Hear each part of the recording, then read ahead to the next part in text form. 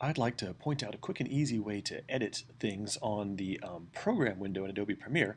We can resize video that's on there and fix a lot of problems. So first of all, in order to resize this piece of video, I want to be able to see it a little bit smaller. So I'm going to go to my view right here.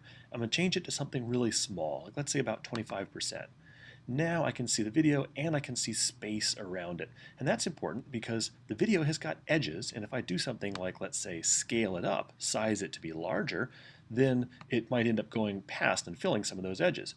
Want to turn a medium close-up into a close-up? Simply resize the video. And if you resize it so much that you run out of room, just make your view even smaller. I'm going to go down to 10% here, and now I can see my video again, and I can stretch it. Look, I've got a close-up. You can transform video by scaling it. The more you scale it, the lower quality it'll be, but in general, with high definition video, you can scale it quite a bit and still not lose too much quality. Don't forget to change your view back out to fit when you're done so you can see it the way taking advantage of your monitor.